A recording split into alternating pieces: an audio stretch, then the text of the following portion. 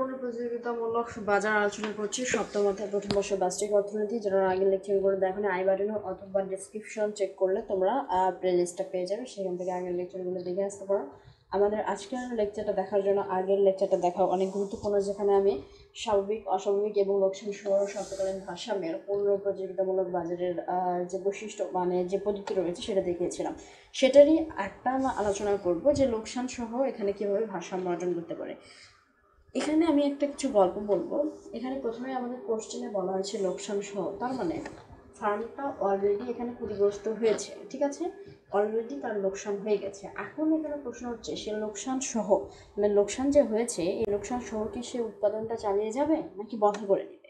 এখানে দুইটা পয়েন্ট কাজ করবে, একটা হচ্ছে উৎপাদন চালিয়ে যাবে, আরেকটা হচ্ছে উৎপাদন কি করবে, বন্ধ করবে। তাহলে এক নম্বরটা আমরা ধরলাম হচ্ছে উৎপাদন চালিয়ে যাবে, 2 নম্বর পয়েন্টটা ধরলাম যে আমাদের উৎপাদনটা বন্ধ হয়ে যাবে, ঠিক আছে।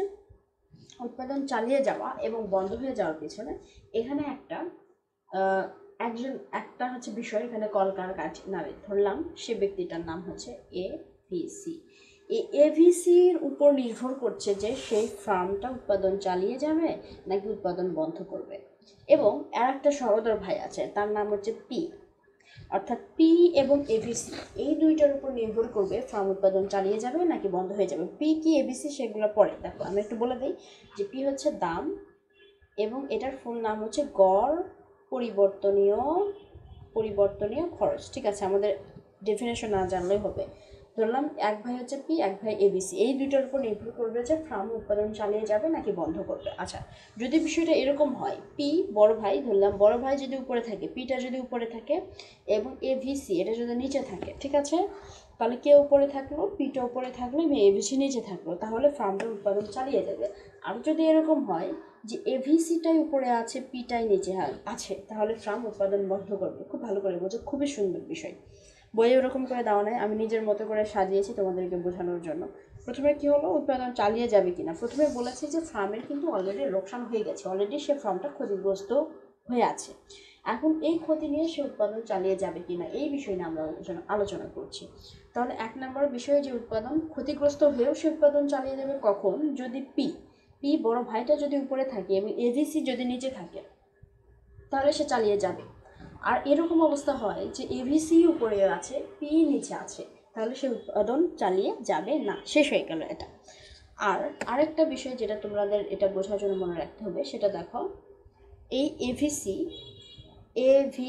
ধরলাম, যেটুকু আমি যেটা বোঝাচ্ছি, এই যে এখানে যেটুকু বোঝাচ্ছি এটা তোমাদের শুধুমাত্র বোঝার জন্য, মানে বুঝতে হলে যে বিষয়টা জানতে হবে সেটা বোঝাচ্ছি। আচ্ছা, এটা আমাদের একটা সরলরেখা ধরলাম, এই সরলরেখার আমাদের এভিসি রেখাটা এটা আমাদের কি এভিসি রেখা, আমাদের এটা হচ্ছে এভিসি রেখা, ঠিক আছে, এটা আমাদের কি এভিসি রেখা। এই সরলরেখাটা আমি এমনি নিলাম এবং এই রেখাটা আমাদের এভিসি রেখা, এটা আমাদের কি এভিসি রেখা। আচ্ছা, এই এভিসি রেখা কোথায় ছেদ করেছে, এই বিন্দুতে ছেদ করেছে, ঠিক আছে। এভিসি রেখার নিচে অর্থাৎ যেহেতু এই রেখাটা এখানে ছেদ করেছে, তার মানে এই রেখার নিচে, আমি আবার বলি, এই সরলরেখাটা আমি এমনি নিয়েছি, এটা আমাদের এভিসি রেখা। এভিসি রেখার নিচে থাকবে হচ্ছে পরিবর্তনীয় খরচ, ঠিক আছে। এবং এভিসি রেখার উপরে থাকবে কি, এই উপরে এই যে এই বিন্দুতে ছেদ করছে এর উপরে থাকবে কি, স্থির খরচ, ঠিক আছে, স্থির খরচ থাকবে। এটা মনে রাখো তোমরা। কয়টা বিষয় বলেছি এখানে, দুইটা বিষয় বলেছি। একটা হচ্ছে পি যদি উপরে থাকে এভিসি নিচে থাকে তাহলে উৎপাদন চালিয়ে যাবে, আর যদি এভিসি উপরে থাকে পি নিচে থাকে তাহলে উৎপাদন বন্ধ করে দিবে।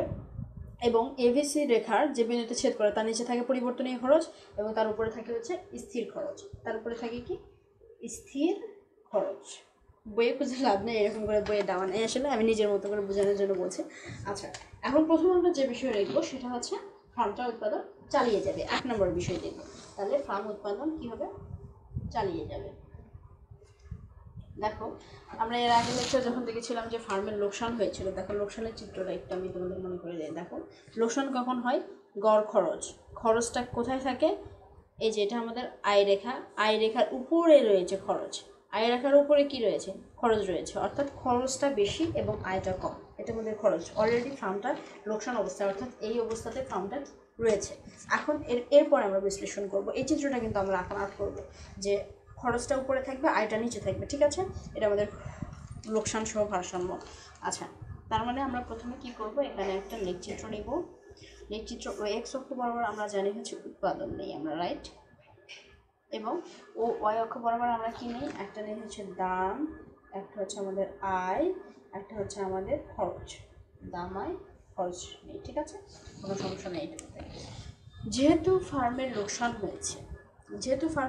হয়েছে, আচ্ছা আমি বর্ণনাটা পরে দিই। তাহলে লোকসান হওয়ার ক্ষেত্রে যে চিত্রটা আর্ট করবো, প্রথমে লোকসান হোক যাই হোক আমাদের এআর এবং এমআর রেখাটা এরকমই থাকে, এবং আমরা জানি যে এই রেখাটা আমাদের পি রেখাটাও, ঠিক আছে, এই রেখাটা কিন্তু আমাদের পি রেখাও, সমস্যা নেই, যেহেতু আমি প্রথম দিন দেখেছিলাম যে রেখাটা আমাদের পি রেখাও।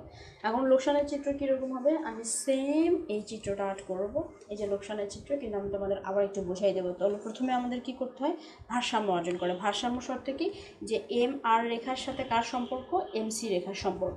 এমসি রেখাটা কি করবে, নিচ থেকে উপর দিকে কি করবে, এমসি রেখাটা কী করবে, নিচ থেকে উপর দিকে এমআর রেখাকে ছেদ করবে। যেহেতু এটা স্বল্পকালীন তাই সামনে হচ্ছে এস, ঠিক আছে, কোনো সমস্যা নেই। এখন আমরা এটা এখানে লাগিয়ে দিই। তারপরে কাহিনী হচ্ছে আমাদের এটা তো ভারসাম্য অর্জন হলো, এখন আমাদের লোকসান হয়েছে। তাহলে লোকসানের ক্ষেত্রে এআর রেখার সাথে কে সম্পর্ক, এসি রেখা। এসি কী করবে, যেহেতু লোকসান হয়েছে, আয়, এটা হচ্ছে আমাদের আয়, এটা হচ্ছে আমাদের খরচ, যেহেতু আমাদের লোকসান হয়েছে খরচটা উপরে থাকবে, তার মানে খরচ আমরা এখানে নিলাম। যদি লাভ হতো তাহলে খরচ কোথায় থাকলো, এটা আমাদের আয় রেখা না, আয় রেখা নিচে থাকলো, যেহেতু লোকসান হয়েছে তার মানে খরচটা উপরে থাকবে। তার মানে এখানে ধরলাম আমাদের খরচ রয়েছে, এটা আমাদের খরচ রেখা এস এ সি, ঠিক আছে। তার মানে লোকসান আমাদের কয়টুকু, এইটুকু হচ্ছে আমাদের লোকসান, রাইট।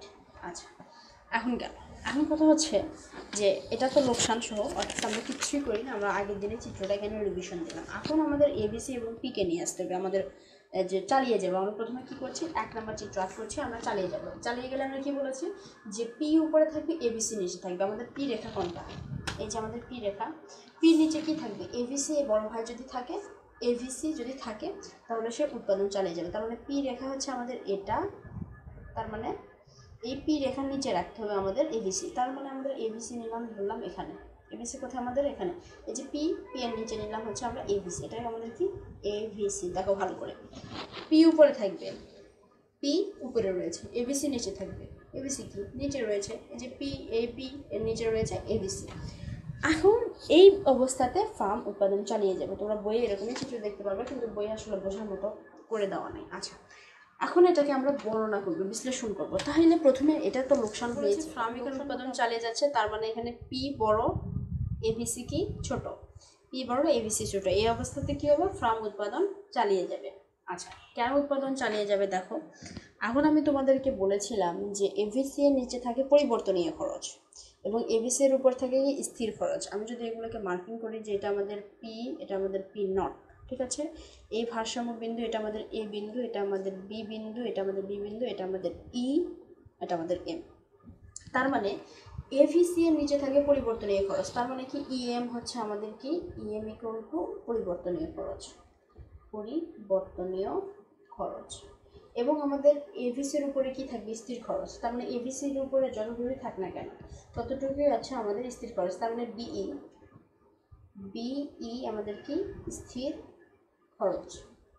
আচ্ছা, এখন দেখো, এখন যদি বর্ণনাটা আমরা বলি যে দেখো, আমরা বিষয়টাকে এরকম করে লিখব যে যেহেতু পি গ্রেটার দ্যান এভিসি, তাই ফার্মটা উৎপাদন চালিয়ে যাবে। কেন উৎপাদন চালিয়ে যাবে দেখো, এখন বর্ণনা লিখব যে ইএম অর্থাৎ ফার্মটা পরিবর্তনীয় খরচের ইএম, এই এভিসি এর বাহার পি যতদূর অবধি পি এর উপরে গেলে, অর্থাৎ পি এর সাথে এর সম্পর্ক, এভিসি যদি পি এর উপরে যায়, উপরে গেলে কিন্তু কাজ করবে না। মানে আমি বোঝাতে যাচ্ছি যে পি যত দূর, এই পিটা এত দূর অবধি, এভিসি কাজ করবে এত দূর অবধি, এর উপরে কিন্তু এভিসি কাজ করতে পারবে না, কারণ পি এর সাথে এভিসির খুব ঘনিষ্ঠ সম্পর্ক। পি যত দূর অবধি যায়, এভিসি তত দূর অবধি যায়। যদিও এই যে স্থির খরচটা বিই পর্যন্ত, কিন্তু এই যে এভিসিটা কাজ করবে এত দূর অবধি, এর উপরে কিন্তু এভিসি কাজ করতে পারবে না। কেন কাজ করতে পারবে না, কারণ পি এখানে আমাদের শেষ, এর উপরে কিন্তু পি নাই, এর নিচে অবধি রয়েছে, ঠিক আছে। দেখো আমি আবার বলি, ওকে রিল্যাক্স। কেন ফার্মটা উৎপাদন চালিয়ে যাবে, যদি আমরা লক্ষ্য করি যে ফার্মটা যদি উৎপাদন চালিয়ে যায়, তাহলে ইএম অর্থাৎ পরিবর্তনীয় খরচ তুলতে পারবে ফার্মটা, তার পরিবর্তনীয় যে খরচগুলো রয়েছে সেগুলো খরচ তুলতে পারবে।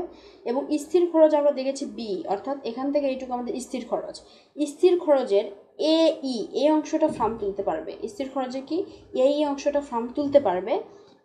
এই জন্য যেহেতু পরিবর্তনীয় খরচ তুলেও ফার্ম স্থির খরচ হচ্ছে বিই, স্থির খরচ কি বিই।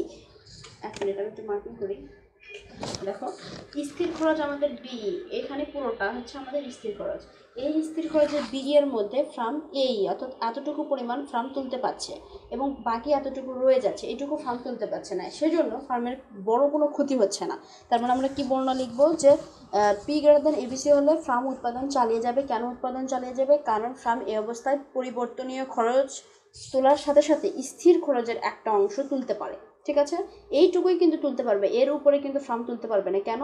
কারণ এভিসি রেখাটা দেখো, পি রেখাটা এখানে শেষ হয়ে যায়, এবিসি রেখাটা পি রেখার যতদূর অব্দি কাজ করতে পারে, এর উপরে কিন্তু কাজ করতে পারে না। ঠিক আছে, আচ্ছা এখন দেখো, এখন যদি ফার্ম বন্ধ করে দেয়, 2 নম্বর চিত্র আমরা দেখবো, এখন ফার্মটা বন্ধ হয়ে যাবে। তার মানে আমরা প্রথমে সেম একটা চিত্র আর্ট করব, এরকম চিত্র আর্ট করলাম, এখানে ভারসাম্য অর্জন হলো এমসি, এটা হচ্ছে আমাদের এ আর ইকুয়াল টু এম আর রেখা। আচ্ছা ঠিক আছে, এখন আমাদের কি করতে হবে, যেহেতু লোকসান হচ্ছে সেহেতু আমাদের এই খরচটা উপরে থাকবে, খরচটা উপরে থাকলো, তার মানে এটা হলো আমাদের খরচ রেখা, এসি রেখা, খরচ এস দিলাম। আচ্ছা এটুকু আমাদের খরচ হলো। এখন বন্ধ হয়ে যাওয়ার বিষয়ে কি হয় দেখো, পি নিচে থাকে, এবিসি উপরে থাকে। আমাদের পি রেখা কোনটা? এই রেখাটা আমাদের পি রেখা। তার মানে এই এপি এর উপরে কি থাকবে? এবিসি থাকবে। তার মানে পি এর উপরে ধরলাম এই বিন্দুতে, পি এর উপরে যে কোনো বিন্দুতে নিলে হলো। এই বিন্দুতে কি রয়েছে? এবিসি রয়েছে না, এবিসি রয়েছে, এটা এবিসি। দেখো ফার্ম বন্ধ হয়ে যাওয়ার শর্ত আমি বলেছিলাম এবিসি উপরে থাকবে, পি নিচে থাকবে। এখানে দেখো এবিসি উপরে এবং পিটা কিন্তু আমাদের নিচে, সুতরাং এখানে ফার্ম বন্ধ হয়ে যাবে। তাহলে এখানে পরিবর্তনীয় খরচ এবং স্থির খরচের কি কাহিনী দেখো, আমি আগে মার্কিং করি। ওপি পি নট, এটা আমাদের এ, এটা আমাদের হচ্ছে বি, এটা ধরলাম এফ বিন্দু। এই যে এই বিন্দুটা হচ্ছে এফ বিন্দু। তার মানে আমরা বলেছি যে এভিসি এর নিচে কি থাকে আমাদের? এভিসি এর নিচে থাকে আমাদের পরিবর্তনীয় খরচ। তার মানে পরিবর্তনীয় খরচ আমাদের কি? এফ এম পর্যন্ত আমাদের কি পরিবর্তনীয় খরচ, এফ এম, অর্থাৎ এইটুকু আমাদের কি পরিবর্তনীয় খরচ। আর এর উপরে কি? এফ থেকে উপরে কি? এফ বি, এটা আমাদের স্থির খরচ। আমরা আগে বলেছি যে এভিসিটা ততদূর অবধি কাজ করতে পারবে যতদূর আমাদের কি রয়েছে? পি রয়েছে। এখানে পিটা নিচে, এভিসি এর নিচে, সুতরাং এভিসি এখানে মানে কোনো কাজ করতে পারবে না। এভিসি এখানে কোনো কাজ করতে পারবে না। এখানে কাজ করতে পারছে কেন বলো তো? দেখো এখানে এভিসিটায় যে আমাদের এভিসিটা পি এর নিচে থাকার কারণে সে এখানে ইএম অর্থাৎ পরিবর্তনীয় খরচ তুলতে পারছে এবং স্থির খরচ পুরোটার এইটুকু তুলতে পারছে। ঠিক আছে, যেহেতু সে পি এর নিচে ছিল, এখন সে এভিসিটা পি এর উপরে থাকার কারণে সেটা পরিবর্তনীয় খরচ তুলতে পারবে না, স্থির খরচও তুলতে পারবে না। অর্থাৎ তাকে এই পরিবর্তনীয় খরচও দিতে হবে, তাকে স্থির খরচও দিতে হবে। সুতরাং এখানে ফার্মটা ডাবল মানে ক্ষতির সম্মুখীন হবে। সুতরাং সে এখানে কি করবে?